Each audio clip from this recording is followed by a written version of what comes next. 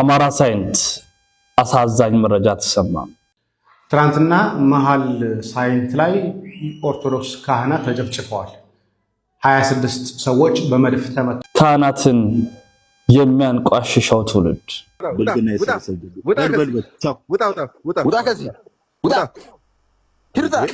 ባለጌ ምናምን ይላል እንዴ? ቤተሰቦቻችን ኦርቶዶክሳውያን እንዴት አላችሁ? እንዴት ቆያችሁ? እንዴት ሰነበታችሁ? እንግዲህ ሰላማችሁ ይብዛ።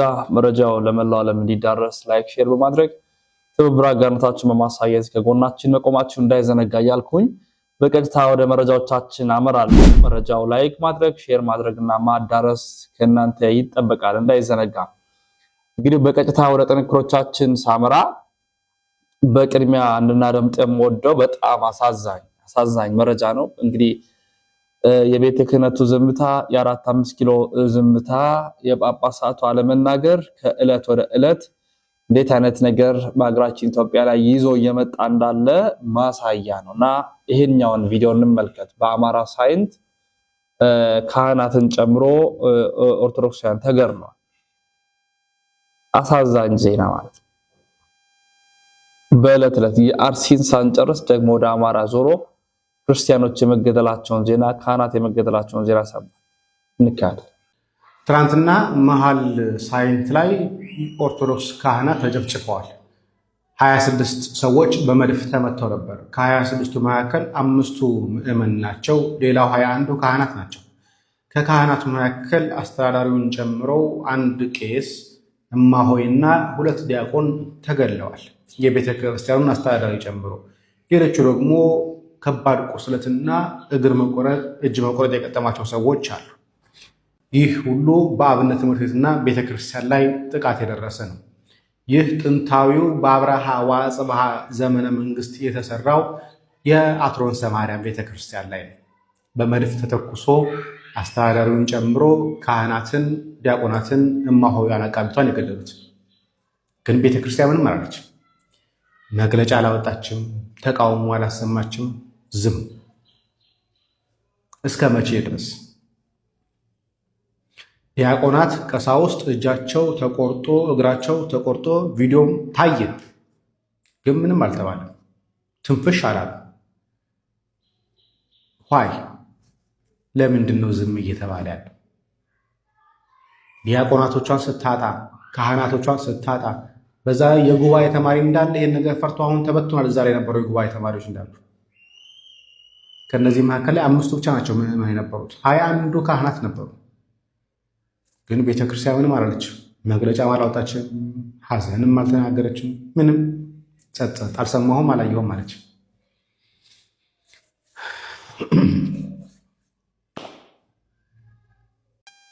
ምንድን ነው የምንለው? የ8 ወር የ9 ወር ሪፖርት ይቀርባል። እንደዚህ የሰሩ እንደዚህ ያደረጉ እንደዚህ የተባለ በቤተ ክህነቱ ሚዲያ ላይ የሚጻፈውን ታውጣላችሁ። እዛ ካህናት ይሞታል፣ አብነት ትምህርት ቤት ያሉ መናንያን ተማሪዎች ይገደላሉ፣ ጉባኤው ይበተናል። ቤተ ክህነት ጳጳሳቶች እኔ ከሰማይ መጥቶ ፈጣሪ ወይ ቅዱሳን መላእክት መጥተው እንዲነግሩልን ነው። እኔ አልገባ ይለኛል። አንዳንዴ ምንም ነው የማይገባ ይመጣ። ምንም ተስፋ ለማስቆረጥ ነው የተካሄደ ያለው። ምንድነው እዛ የመቀመጣቸው ሚና? እዛ ቁጭ ያላችሁበት ድርሻው ምንድነው?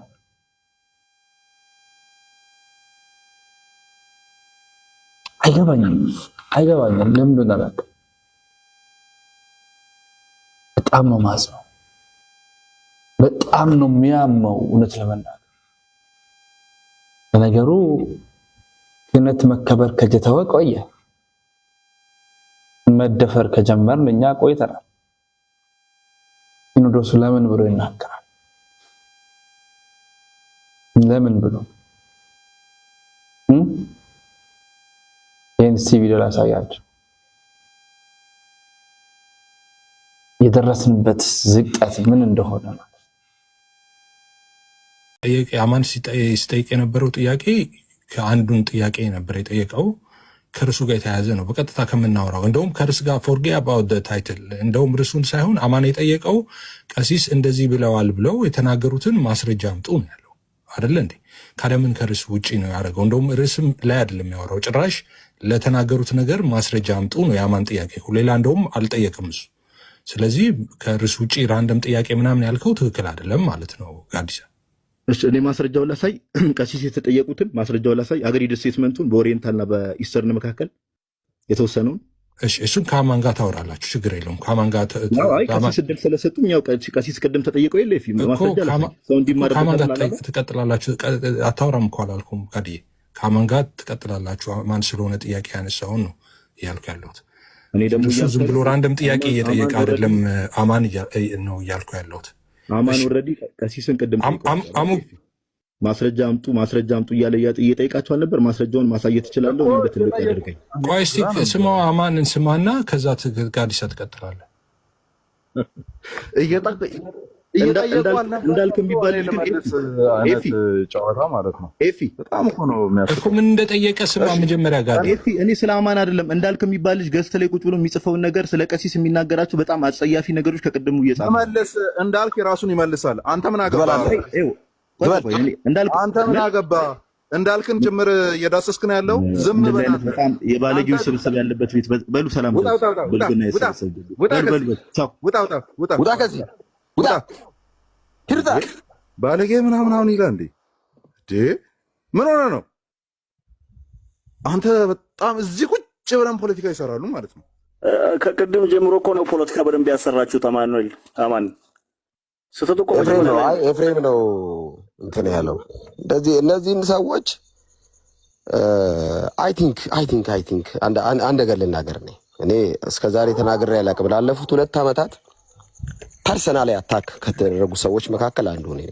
ስለማይችሉኝ አፍተሮ ላይ አይችሉኝም። ባይዘው ተደራጅተህ ብትመጣ አትቋቋማኝም። ባይዘው በግልጽ ነው የምናገረው። ይሄን በጣም በተደጋጋሚ ቆይ ማንም እንዳያስቆም በተደጋጋሚ በተፈጠሩ ክፍተቶች ሁሉ አታክ በቃ ለማድረግ ያልሞከሩት ነገር የለም።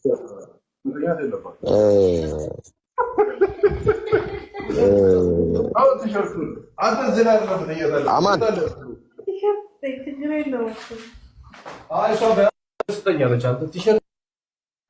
አለን አንተ ምን አገባ? እንዳልክን ጭምር እየዳሰስክ ነው ያለው። ዝም በል። በጣም የባለጌዎች ስብስብ ያለበት ቤት በሉ። ሰላም ብልግና የሰበሰብ ውጣ ከዚህ ውጣ ሂርታ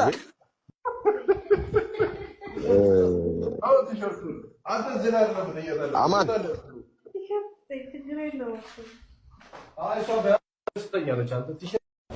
በዓለም ዙሪያ ያላችሁ ኦርቶዶክሳውያን ክርስቲያኖች ይህንን ቪዲዮ 5 ጊዜ ኮፕሊንክ አድርጉልኝ። በተቻላችሁ መጠን አካውንቱ እንደ ድሮ ስላልሆነ ሁላችሁም ሼር ኮፕሊንክ ዱዊት አድርጉልኝ። በዚህ አጋጣሚ ይሄንን ነገር አይታችኋል። ትላንትና ማታ ዲቤት ነበርና ወይም ደግሞ ውይይት ነበረ። ቀሲስ ዲበኩሉን እንዴት ሲናገር እንደነበረ አንድ ወጠጤ ውርጋጤ የነበረ ሰው ቤተክርስቲያንን አውቃታለሁ የሚል በቅጡ ቤተክርስቲያንን የማያውቃት አንድ ዱርዬ ልጅ ነበረ እና ያም ልጅ ደግሞ ይሄንን ኮመንት ሲጽፍ በኋላ ከዛ በኋላ ደግሞ በጣም የገረመኝ ሁለቱም ሰክረው በስካር መንፈስ ከሴት ጋር እየተዳሩ ሴቷን ምን ሲሏት ነበረ? ካያችሁ ሸሚዝሽን አውልቂ ችግር የለውም አውልቃለሁ እያለች ነው እየሰማችሁ የነበረው። በዚህ አጋጣሚ እንዳልካቸው ዘነበ የት ቸርች ነው ህብረት የሚያደርገው ካላችሁኝ ነቢይ ጥላውን የሚባል ብዙ ሰዎች የነቢይ ጥሌ ትምህርት ይመቸናል፣ የነቢይ ጥሌ ትምህርት እንዴት ነው የሚገርመው ሲል እንኳን ምዕመኑ የሱን ትምህርት የተከተለው ልጅ አይደለም የሱን ትምህርትን የሚያስተምረው ራሱ መጋቢ ምዕመኑ እንደዚህ ከሆነ ያ መጋቢ ራሱ መጠርጠር መታሰብ መቻል አለበት። የትኛው ኢየሱስ ነው እንደዚህ የሚያስተምረው? እንበል ብልግና ነገሮችን እያስተማረ እያየን ስለው አውልቂ፣ ተወላለቂ፣ ዝጋ ዝጊ እየተባባሉ የነበረበት ከዛ በኋላ ከስካራቸውም የተነሳ ደግሞ ውድ የቤተ ክርስቲያን ቅስና የሰጠቻቸውን ቀሲስ ዲበኩሉን እንደፈለጉ ሲሳደቡ፣ ቀጥሎ ደግሞ የቤተ ክርስቲያን ደግሞ ውድ ወንድማችንን ደግሞ ጋዲሳን ደግሞ እያመናጨቁ እንዴት እንዳወጡት አይታችኋል። የትኛው ኢየሱስ ሲሆን በቲክታክ ወንጌል እያሰራ በአካል ደግሞ ዝሙት የሚያሰራ በጣም ይገርማል። አምልጡ፣ ተጠንቀቁ። የጥላውን ትምህርት ይመቸኛል ስትሉ የእሱ ተከታዮች የት ዓለም ላይ እንዳሉ ወቁ። በዚህ ላይ ደግሞ የአማን ሻሎምን ትምህርት ደግሞ ሁላችሁም ታውቁታላችሁ። የካልቪን አስተምህሮ ነው። ኃጢአት ቢሰራ ድህነቱ አይጠፋበትም። የፈለገውን ነገር ቢያደርግ ችግር የለበትም። እሱ አንድ ጊዜ አምላኩ ስለመረጠው ማለት ነው መርጦኛልስ ብሎ ስለሚያምን ምንም ነገር ችግር የለበትም። ጥላውን ግን ያንን ትምህርት ግን አያምንም። መሬት ላይ ግን ሲወርድ ግን ለምእመኖቹ ግን እንዴት እንደሚያስተምር ግን አይታችኋል። ይሄ ነው ወንጌል። ይህን ቪዲዮ ሼር አድርጉልኝ። ሁለት ሀሳቦች አሉ። አንደኛ አባቶቻችን መምህራን፣ ካህናት እንግዲህ ለማስተማር ነው ወደዚያ ያመሩት ወንድማችን ጋዲሳን ጨምሮ ቀሲስ ዲበኩሉ። ነገር ግን በሚያሳዝን መልኩ ምላሻቸውን ተመልክተናል። የሰጡትን ነገር ተመልክተናል፣ አይተናል። በጣም አሳፋሪ፣ እጅግ በጣም ደስ የማይል ነው። ነገር ግን ምን ልንል እንችላለን? በቃ እንደዚህ አይነት ማንነት እንደዚህ አይነት ባህሪ ያላቸው ሰዎች ስለሆኑ ብዙ አንደነቅምና እንዲሆኑ አይተነዋል፣ በጣም በሚያሳዝን መልኩ ማለት ነው። ስለዚህ እንደነዚህ አይነት ቦታዎች ላይ ወይ ደግሞ እንደነዚህ አይነት ሰዎች ጋር መግባቱ ራሱ ትክክል ነው የሚል እምነት የለኝም እንደግል ማለት ነው። ትክክል አይደል?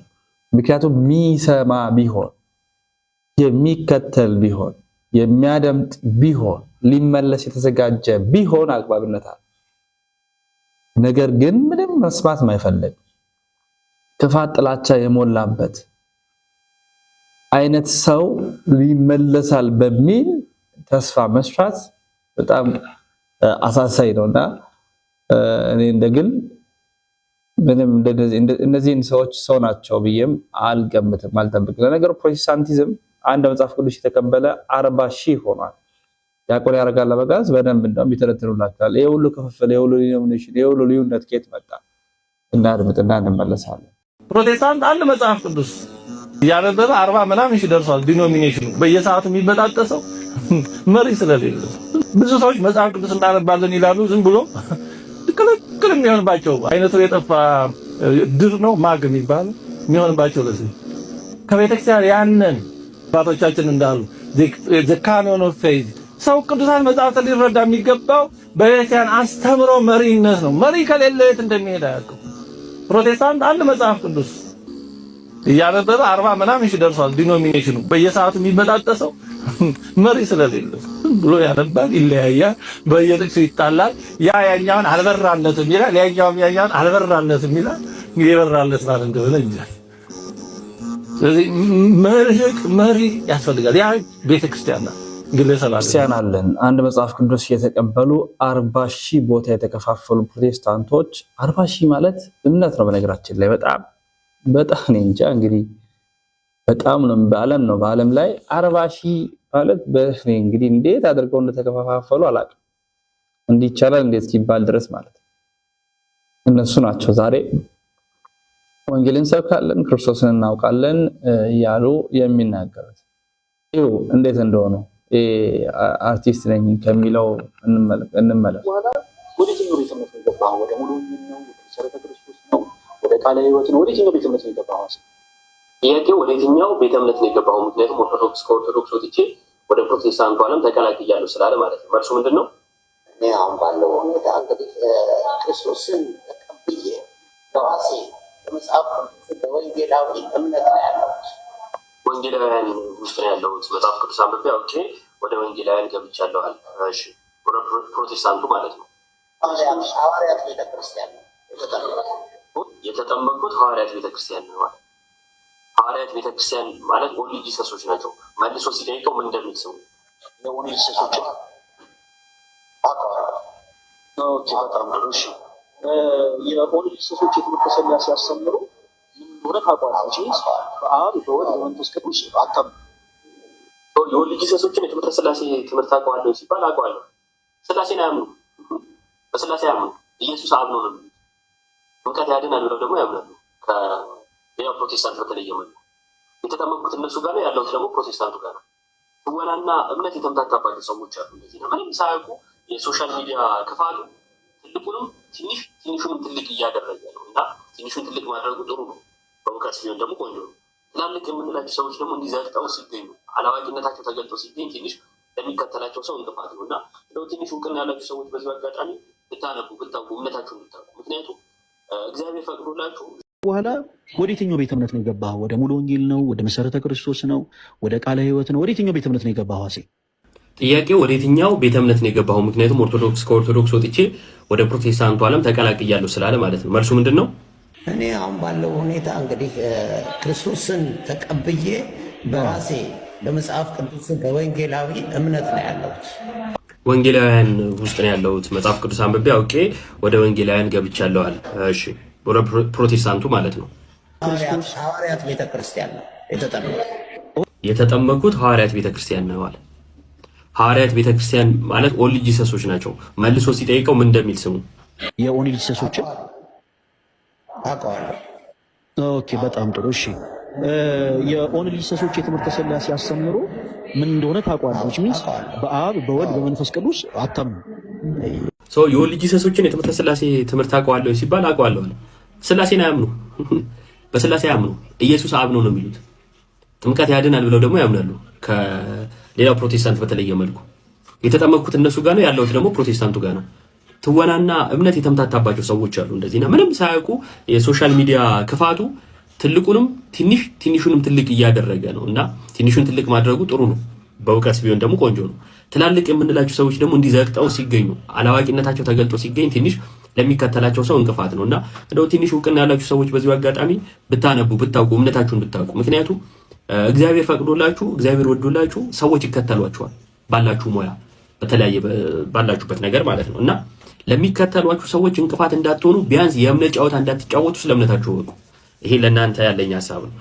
እንደዚህ አይነት ደግሞ ባለጌ ከትልቅ ይቅርታ ጋር አሳዳጊ የበደለው ተብሎ በሚገለጽበት አይነት ሁኔታ ላይ ያሉ ሰዎችን መመልከት እንችላለን። ተመልከቱም እንደሚል ውይይቱ ከሌላ ሰው ጋር ነው። ገስ ላይ ቁጭ ብሎ እታች ኮሜንት ላይ ይሳደባል። ኢየሱስ ሲገባ እንዲህ ነው የምትሆነው። እኔ ብዙ ነገር ብናገር እውነት ለመናገር ደስ ይለኛል፣ ግን አስፈላጊ አይደለም። ከዚህ በፊት ዲያቆን ነበርኩ ብሎ ከዛን ግን ልጅ እንደነበረው ሲናገር ሰምታችኋል። ቤተክርስቲያን ውስጥ እያለ እንኳን የሌለ ሰው ነበር።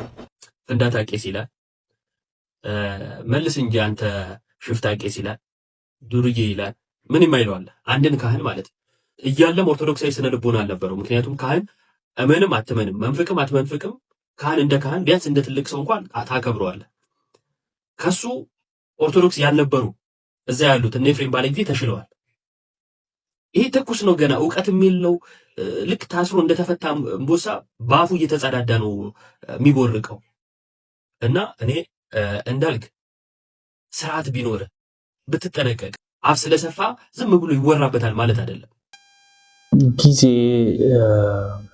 ያስተዛዝባል ማለት ሰው የፈለገውን እምነት ተከትሎ ወደፈለገበት መሄድ መብቱ ነው። ሁሉም ወደ ራሱ ወዳመነበት ትክክል ነው ብሎ ወዳመነበት መሄዱ መልካም ነው፣ ይችላል። ስድብ፣ ጉንተላ፣ ንቀት፣ አላስፈላጊ ንግግር ግን አግባብ አይደለም። እንኳን ካህን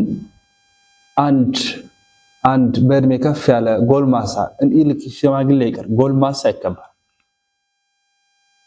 እሱም ያምንበትን እምነት ተቀበልንም አልተቀበልንም በእስልምና ያለ በፕሮቴስታንት ያለ በኦርቶዶክስ በየትኛውም ቤተ እምነት ያለ ስለ እምነቱ ሳይሆን ስለ እድሜ ክብር ይሰጠዋል። ስለ ታላቅነቱ መወደድ ይሰጠዋል። ዝቅ ብለን እናከብራለን፣ ኮንበር እንነሳለን። ሃይማኖት፣ ብሔር፣ ቀለም አይተናለን። ባስ ላይ እኮ ስንቀመጥ እኮ ስለ ኢትዮጵያዊነት ውል ልክ ማንነት ስለገባን ነው አክብረን የምንከበረው። እንኳን ካህን ለምሳሌ በእስልምና አንድ ኡስታዝ ቢኖር የዛ ቤተ እምነት አማኙ የኛ መምህር ነህ መሪያችን ነህ ብሎ ነው የሾሙት። ስለዚህ ሊከበር ግድ ነው፣ ይከበራል። ስናገኝ አክብረን ኡስታዝ እያልን አስተምሮ ትክክል አይደለም፣ አንድ መልክ ነው፣ አንድ መንገድ ነው። ግን የመጣበት ፐርሰናሊቲና ክብር ያሰጠዋል። እንዲህ አይነት አሳዛኝ ሰዎችን ስንመለከት የደረስንበት ደረጃ ምን ያህል የወረደ እንደሆነ ነው የሚያሳየው። እና እኔ እንጃ አባቱን የማያከብር ትውልድ እንግዲህ ጌታውን ያከብራል ብዬ ተስፋ አላደርግም። ምክንያቱም እናትና አባትን አክብር ያለ ክርስቶስን አመልካለሁ እያለ እናትና አባቱን የማያከብር ታላላቆቹን የማያከብር የሚሳደብ ሰው እንኳን ክርስቶስን ሊያገኝ ይቅርና ብቻ አላወራም። ብዙ በጣም ያሳዘነኝ ነገር ስለሆነ ማለት ነው። የመጨረሻው መልእክት ልካል ከጌታ መከራ ይልቅ ኳስ ጨዋታ ሲጫወቱ የተጎዱ ሰዎች ጉዳት ያሳስበናል። በክርስቶስ ላይ እንማግጣለን፣ በክርስቶስ ላይ እናመነዝራለን፣ ንስሐ እንገባል፣ እሺ አንለውም፣ ስጋውን ደሙን አንቀበልም፣ ከቤተ ክርስቲያን ሕግና ትእዛዝ ውጭ እንሆናለን። መቁረብ አንፈልግም፣ መከተል አንፈልግም፣ ክርስቶስን ማሰብ አንፈልግም። እሱ ቢጠየቅ አዎ አሉኝ ይላል። እኛ ግን ብንጠየቅ የለንም። ምክንያቱም ክርስቶስን ረስተነዋል። ከጌታ መከራ ይልቅ የአርሴናል እና የማንቸስተር ኳስ ጨዋታ የነሱ መሸናነፍ ያስጨንቀናል። ከጌታ መከራ ይልቅ ኳስ ጨዋታ ሲጫወቱ የተጎዱ ሰዎች ጉዳት ያሳስበናል። ከጌታ ግርፋት ይልቅ ከ6666 ግርፋት ይልቅ ስጋው እስኪበተን ከተገረፈው ግርፋት ይልቅ ደሙ ምድር ላይ እስኪረጭ ድረስ የቀራንዮን መሬት፣ የቀራንዮን አፈር፣ የቀራንዮን ምድር እስኪያርሰው ድረስ ከፈሰሰው የጌታችን ደም ይልቅ እኛ የሚያሳስበን የሆነ ሜዳ ላይ የሚራገጡ ሰዎች ቁስል፣ የነሱ ጥዝጣዜ ያስጨንቀናል። የነሱ ቀይ ካርድ ማየት፣ የነሱ ቢጫ ካርድ ማየት፣ የነሱ በሆነ ሰዓት አጥቂ መሆን፣ የነሱ ሰዓት መከላከል፣ የነሱ በሆነ ሰዓት መቀያየር ያስጨንቀናል። እኔ እሱ ማድረግ ኃጢአት ነው አይደለም እያልኩ ያላችሁት ወጣቶች፣ እኔ ኳስ ማየት ኃጢአት ነው አይደለም እያልኳችሁ ያለሁት። ግን ለኳስ ከሰጣችሁት ከ90 ደቂቃ ምን ያህሎቻችሁ ስለ ክርስቶስ ማሰብ ትችላላችሁ? 5 ደቂቃ 10 ደቂቃ ስለ ክርስቶስ መከራ፣ ስለ ክርስቶስ ስቃይ፣ ቤተክርስቲያን ዕለት ዕለት ስለምትሰብከው ስቃይ፣ ዕለት ዕለት ስለምትናገረው ጅራፍ፣ ዕለት ዕለት ስለምትናገረው መስቀል፣ ዕለት ዕለት ስለምትናገረው ችንካር፣ ዕለት ዕለት ስለምትሰዋው ስጋና ደም፣ ስለዚህ ስንቶቻችን እንጨነቃለን? የዛሬ ቪዲዮ መረጃ ማስረጃዎቻችን ይህን ይመስላሉ። በሌሎች መረጃ ማስረጃዎች እንመለሳለን። ስንባበት